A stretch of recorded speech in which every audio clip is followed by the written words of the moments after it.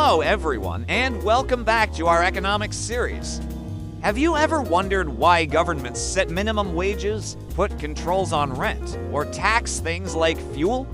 Today, we're diving deep into Chapter 6 to understand exactly how government policies like price controls and taxes affect the markets we all participate in. We'll explore price ceilings, price floors, and how taxes on buyers and sellers really work.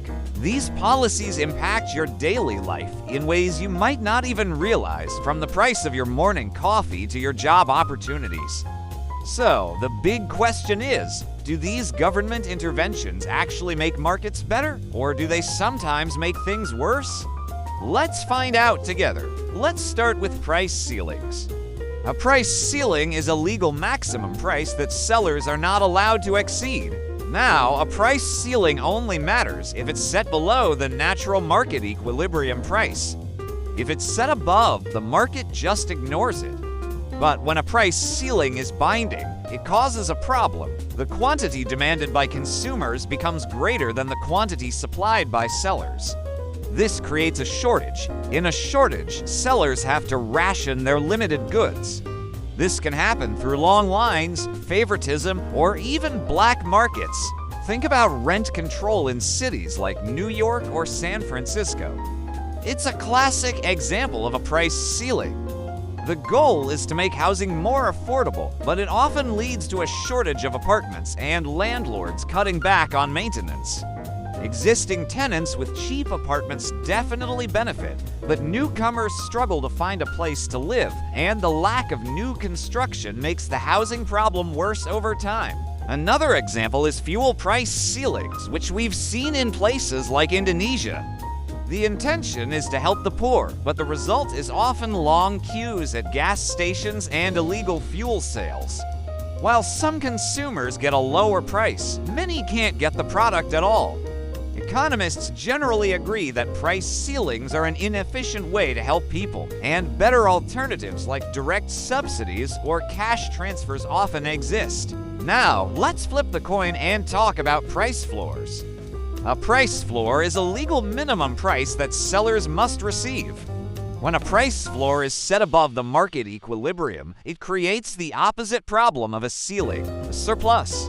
This means the quantity supplied is greater than the quantity demanded. The most famous and debated price floor is the minimum wage. In the US, the federal rate is $7.25 per hour, while in Indonesia, it varies by province. The goal is noble: to ensure workers earn a living wage. Economic theory suggests that a minimum wage set above the equilibrium can cause unemployment, especially for the least skilled workers. If a small restaurant has thin profit margins, a sudden wage increase might force them to reduce staff hours or even let people go. Some businesses might also turn to automation, replacing cashiers with kiosks. However, the real-world data on this is surprisingly mixed. Some studies find significant job losses, while others find very small effects, especially for moderate increases. Workers who keep their jobs earn more, which is great for them, but those who lose their jobs earn zero. It's a classic economic trade-off. This is why the minimum wage debate is so intense. The reality is far more complex than simple theory, and countries often try different approaches, like Singapore's wage subsidies, to help low-income workers without causing unemployment. Okay, let's shift gears from price controls to taxes. Unlike direct controls, taxes change the market equilibrium indirectly by shifting either the supply or demand curve. A tax can be placed on sellers or buyers, but here's the surprising part. It doesn't really matter who writes the check to the government. The economic result is almost identical. A tax on sellers acts like an increase in their production costs, shifting the supply curve to the left. A tax on buyers makes them willing to pay less for any given quantity, shifting the demand curve to the left. In both cases, a wedge is created between the price buyers pay and the price sellers receive. So, who actually bears the burden of the tax? The answer lies in elasticity. The side of the market that is less elastic, meaning less responsive to price changes, bears more of the burden. Think about cigarettes. Demand is relatively inelastic because many smokers are addicted. So, when the government taxes cigarettes, sellers can pass most of that tax onto buyers in the form of higher prices. Buyers end up bearing most of the tax burden. The same principle applies to payroll taxes. Even if the law splits the tax 50-50 between employers and employees, economists find that workers bear most of the burden through lower wages because their labor supply is relatively inelastic. Most people need to work. All taxes create what economists call dead weight loss. This represents the lost value from beneficial trades that no longer happen because of the tax.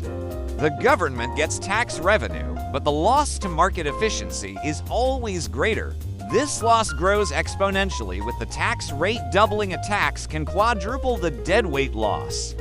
For example, a luxury tax on yachts in the US in the 1990s was meant to tax the rich.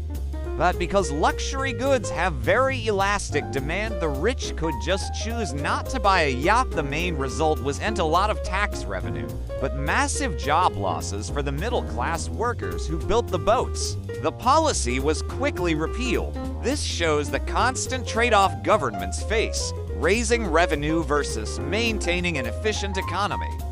Finally, let's touch on subsidies, which are essentially negative taxes.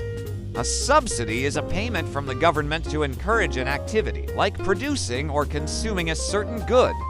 Indonesia, for example, heavily subsidizes fuel, rice, and electricity to help the poor and stabilize prices.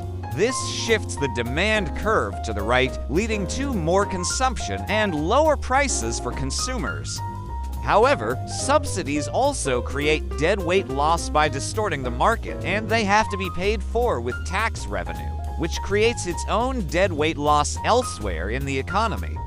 So, as we've seen, government policies constantly shift supply and demand, from price controls that create shortages or surpluses to taxes and subsidies that create a wedge in the market. Every intervention has consequences. Every policy creates winners and losers, and economics helps us analyze these trade-offs. Whether a policy is good or bad often depends not just on efficiency, but on our values like fairness, equality, or security. Smart policy making requires a blend of solid economic theory, real-world evidence, and an understanding of a society's democratic priorities. Thanks so much for joining me to explore this fascinating chapter. If you found this helpful, please like, subscribe, and hit that notification bell so you don't miss our next video. See you next time.